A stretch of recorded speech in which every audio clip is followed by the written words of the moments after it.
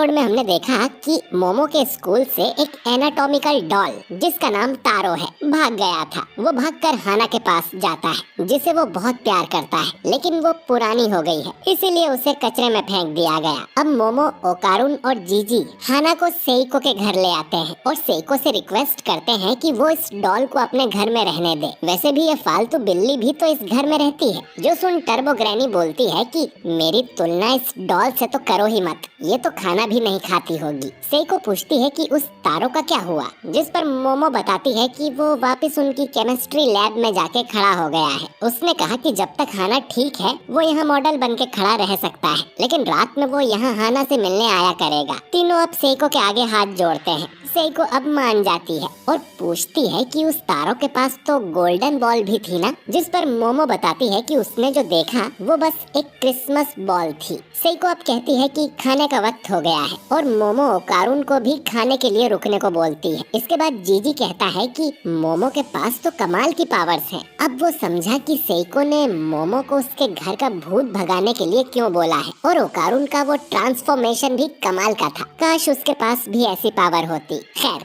मोमो अब खाने की टेबल लगा रही थी जिसमें जीजी उसकी मदद करने लगता है। उसे मोमो के बालों में कुछ कचरा भी दिखता है जिसे वो हटा देता है और मोमो उसे शुक्रिया बोलती है। और इन दोनों को ऐसे देख ओकारुन की हालत खराब हो रही थी। उसे तारो की बात याद आती है कि जिससे वो प्यार करता है वो उसे कभी दूर नहीं जाने देगा और वो उसे पाने के लिए कुछ भी करेगा, वरना इसका पछतावा उसे जिंदगी भर होगा। अब ओकारुन भी फैसला कर लेता है कि मोमो के लिए वो सब कुछ करेगा और पीछे नहीं हटेगा। वो भी इन दोनों के बीच में कूद पड़ता है कि मोमो तुम्हारे ऊपर कचरा है। इसके बाद ओकारुन टेबल लगाकर वहाँ डांस करने लगता है ताकि मोमो उसे भी जीजी की तरह फनी समझे, लेकिन फिर जीजी भी उसे ज्वाइन करता है और दोनों पागलों की तरह नाचने लगते हैं। इसके बाद सेइको मोमो से कहती है कि उसे इस वीकेंड जीजी के घर जाना है तो अपने चड्डी बनियान पैक कर लेना। जो सुन मोमो भड़क जाती है कि ये बात ऐसे बताने की क्या जरूरत थी। ओकारुन पूछता है कि मोमो जीजी के घर क्यों जा रही है। फिर मोमो कहती है कि जीजी का घर शापित है और वो वहाँ पर भूत भगाने जा रही है और वो इसीलिए उनके घर आया है। अब ओकारुन भड़क जाता है कि क्या मोमो अकेले वहाँ जीजी के साथ जाने का सोच रही थी। मोमो कहती है कि बिल्कुल नहीं, वो ओकारुन को भी साथ में चलने को पूछने वाली थी। ये सुनकर ओकारुन जोश में आ जाता है कि चलो जल्दी से जीजी के घर का भूत भगा देते हैं ताकि जीजी वापस अपने घर में रहने चला जाए। इधर आधी रात को स्कूल में हम कुछ बच्चों को देखते हैं जो कि यहाँ भूतिया बोर्ड से खेलने आए थे। अचानक ही इन्हें किसी के भागने की आवाज आती है। ये तारो था जो कि हाना से मिलने जा रहा था। उसे देखकर सब डर जाते हैं और तारो खिड़की तोड़कर ही यहाँ से बाहर निकल जाता है। इसके बाद वो ट्रेन पकड़ के सेइको के शहर पहुँचता है, पर रास्ते में उसकी एक ट्रक से टक्कर हो जाती है जिससे उसके टुकड़े टुकड़े हो जाते हैं। इधर हाना और मोमो उसका वेट कर रही थी और रात के 4 बज गए थे। मोमो हाना को कंबल उड़ा देती है और कहती है कि उसे यकीन है कि तारो जरूर आएगा। कुछ देर में सुबह हो जाती है और जैसे तैसे तारो यहाँ आ जाता है। थोड़ी देर में मोमो की नींद खुलती है और तारो उसका शुक्रिया करता है हाना के साथ इंतजार करने के लिए और ये भी वादा करता है कि कल से वो टाइम पर आएगा। इधर जीजी अपने कमरे में डरा हुआ बैठा था। वो रात भर सो नहीं पाया क्योंकि उस भूत का चेहरा बार बार उसके सामने आ रहा था। अगले दिन ये तीनों जीजी के घर के लिए निकल पड़ते हैं और ट्रेन में पत्ते खेलते हैं जिसमें ओकारुन बहुत बुरा था। जीजी सबके लिए कैंडी भी लाया था और वो और मोमो अपने बचपन की बातें करने लगते हैं। ओकारुन को इन्हें देखकर फिर से जलन होती है। वो अपना ध्यान भटकाने के लिए अपनी दूसरी बॉल के बारे में सोचने लगता है। फिर ये लोग ट्रेन से उतरकर बस पकड़ लेते हैं और मोमो ओकारुन से पूछती है कि उसे क्या हुआ। जो सुन ओकारुन अचानक से बोल पड़ता है कि मेरी बॉल। जो सुन जीजी पूछता है कि ये कोई इनसाइड जोक है क्या, तुम लोग बार बार ओकारुन की बॉल्स की बात क्यों करते हो। जिस पर मोमो बोलती है कि काफी लंबी कहानी है। जीजी अब फिर से जोक मारने लगता है और मोमो उस पर खूब हंसती है और ओकारुन सोचता है कि उसे भी मोमो का ध्यान खींचने के लिए कुछ करना पड़ेगा। वो चिल्ला के कहता है कि वो शूची नोको के बारे में बताना चाहता है जो कि सांप की तरह दिखने वाला एक क्रीचर होता है। ओकारुन कहता है कि शूची नोको सच में भी होते हैं। 100 साल पहले तक गोरिल्लास को भी कोई सच नहीं मानता था और अब शूचिनो को भी गोरिल्ला की तरह फेमस हो जाएंगे। ये सुन जीजी कहता है कि उसने भी अपने गांव में एक बड़े से सांप की कहानी सुनी थी। वहाँ एक श्राइन है जो कि 200 साल से ज्यादा पुराना है और उसमें एक सांप को पूजा जाता है और उसे शूचिनो को श्राइन ही कहते हैं। ये सुन मोमो कहती है कि उसे भी वो श्राइन देखना है। अब ओकारुन बोलता है कि ममीफाइड कप्पा का भी एक श्राइन है, बल्कि इस तरह के श्राइन होना काफी आम बात होती है। अब जीजी को भी ओकारुन की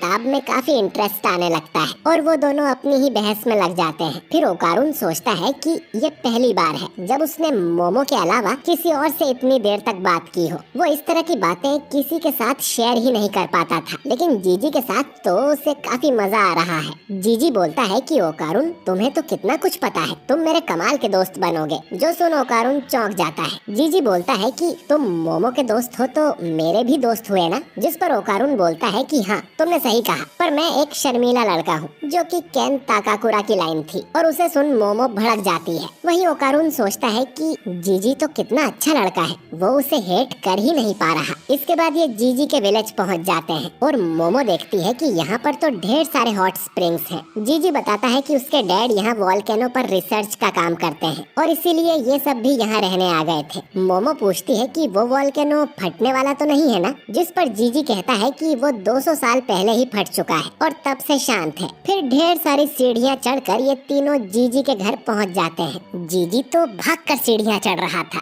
लेकिन इन दोनों की हालत खराब हो जाती है। जीजी का घर देखकर मोमो कहती है कि उसे तो यहाँ कोई भी बुरी शक्ति का एहसास नहीं हो रहा है और उसे पहले थोड़ा आराम करना है। तभी ओकारुन को जंगल में कोई दिखाई देता है, लेकिन उस पर वो ज्यादा ध्यान नहीं देता है और अंदर चला जाता है। हम देखते हैं कि जंगल में कुछ लोग थे जो कि पूरे रास्ते इन तीनों पर नजर रखे हुए थे। खैर, घर को अच्छी तरह से देखने के बाद मोमो कहती है कि यहाँ कोई भूत नहीं है। जीजी बताता है कि बाकी स्पिरिट मीडियम्स ने तो कहा था कि यहाँ बुरा साया है। मोमो को लगता है कि यहाँ जो भी भूत है वो छुप गया होगा और रात में बाहर आएगा, और अगर कोई भूत कमजोर होता है तो मोमो उसे सेंस नहीं कर सकती और उनके लिए छुपना आसान हो जाता है। अब ये अच्छी खबर है क्योंकि मोमो आसानी से उस भूत को हरा देगी। ये सुन जीजी बहुत खुश हो जाता है और मोमो के लिए जूस लेने जाता है। मोमो ओकारुन को भी अपने पास बैठने को बोलती है। उसका मानना था कि भूत रात में दिखाई देगा तो तब तक आराम ही कर लेते हैं। ओकारुन के बैठते ही मोमो कहती है कि वो हॉट स्प्रिंग में नहाने जा रही है। ओकारुन पूछता है कि अगर वो भूत आ गया तो हम क्या करेंगे। मोमो कहती है कि वो शाम से पहले वापस आ जाएगी। अब मोमो के जाने के बाद ओकारुन और जीजी फुटबॉल खेलने लगते हैं और ओकारुन तो ठीक से लात भी नहीं मार पा रहा था, पर वो सोच रहा था कि अगर उसने कोई ट्रिक सीख ली तो वो मोमो को दिखाकर उसे इम्प्रेस कर लेगा। अब खेलते हुए अचानक ही जीजी ओकारुन से पूछता है कि क्या वो मोमो को लाइक करता है। जो सुन ओकारुन शॉक हो जाता है। इधर मोमो हॉट स्प्रिंग में बैठी हुई सोच रही थी कि अच्छा हुआ वो वहाँ से आ गई। अब ओकारुन और जीजी में अच्छी दोस्ती हो जाएगी। वैसे भी ओकारुन का कोई दोस्त नहीं था। इधर ओकारुन जीजी से कहता है कि मोमो उसकी पहली फ्रेंड थी और वो उसकी बहुत रिस्पेक्ट करता है। अब जीजी बोलता है कि उसे तो मोमो के चेहरे और पर्सनैलिटी से बहुत प्यार है। जो सुन ओकारुन भी बोल पड़ता है कि उसे भी। इसके बाद दोनों लड़ने लगते हैं कि कौन मोमो से ज्यादा प्यार करता है। जीजी बोलता है कि वो मोमो का चाइल्डहुड फ्रेंड है तो वो जीत गया। फिर ओकारुन को भी याद आता है कि एक बार गलती से उसके और मोमो के बीच किस हो गया था और वो शर्माने लगता है। इधर मोमो अब पानी से बाहर निकलने लगती है, लेकिन तभी दरवाजा खोलकर 5 आदमी अंदर आ जाते हैं और मोमो पर भद्दे कमेंट्स करने लगते हैं। इधर ओकारुन और जीजी दोनों थक गए थे। जीजी अब ओकारुन की तरफ दोस्ती का हाथ बढ़ाता है, लेकिन जैसे ही ओकारुन उसे हाथ देता है तो जीजी उसे पकड़ लेता है और बोलता है कि अब तो तुम्हें हार माननी पड़ेगी। अब अचानक ओकारुन की नजर जीजी के घर पर जाती है, जहाँ से एक और दीवार निकल रही थी।